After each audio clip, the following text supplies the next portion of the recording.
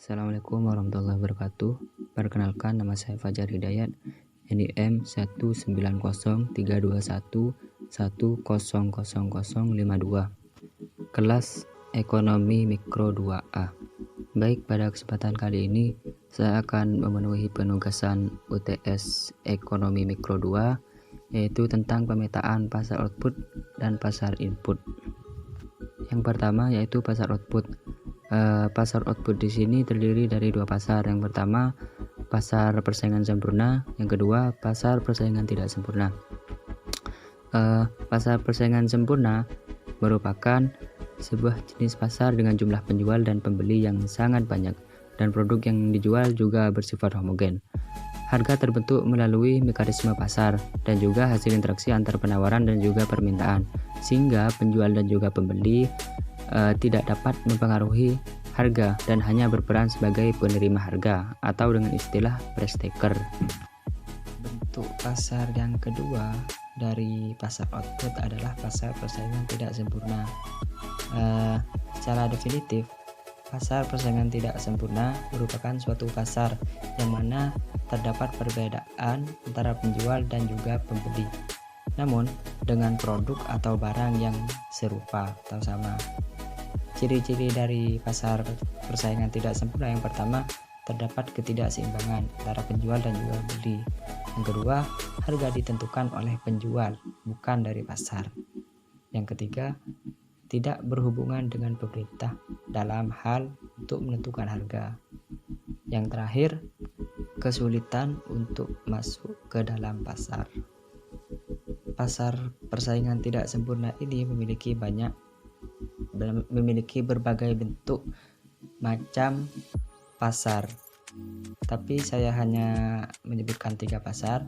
Yang pertama yaitu pasar oligopoli, yang kedua pasar monopoli, yang terakhir pasar monopolistik. Saya akan jelaskan dari yang pertama.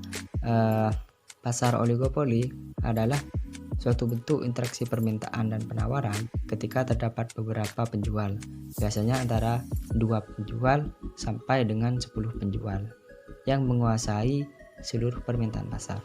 Nah, pasar oligopoli dapat diartikan sebagai pasar yang hanya terdiri atas beberapa perusahaan atau penjual yang menjual produk homogen atau sejenis. Yang kedua yaitu pasar monopoli. Arti dari pasar monopoli sendiri adalah hanya terdapat seorang penjual atau perusahaan yang mendominasi seluruh pasar yang ada.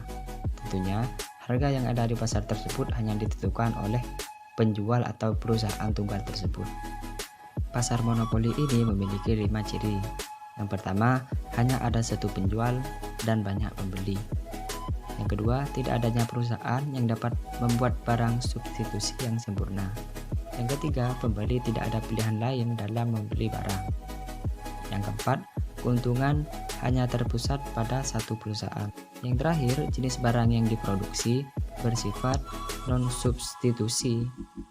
Nah, bentuk pasar yang ketiga atau yang terakhir dari pasar persaingan tidak sempurna adalah pasar monopolistik, di mana pasar monopolistik adalah pasar yang terjadi bila dalam suatu pasar terdapat banyak produsen, tetapi ada diferensi atau perbedaan produk, baik terdapat pada merek, bungkus, dan juga lain sebagainya di antara produk-produk yang dihasilkan oleh masing-masing produsen.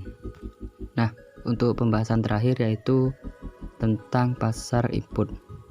Pasar input merupakan pasar yang menyediakan faktor produksi. Jadi semua faktor produksi atau barang produksi semua dihasilkan dari pasar input. Nah, pasar input di sini terdiri dari pasar sumber daya alam, tenaga kerja, modal, dan juga kerusakan.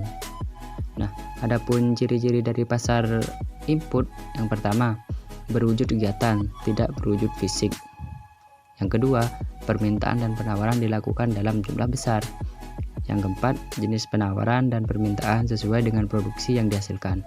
Yang terakhir, permintaan bersifat kolektif, sedangkan penawaran bersifat monopoli.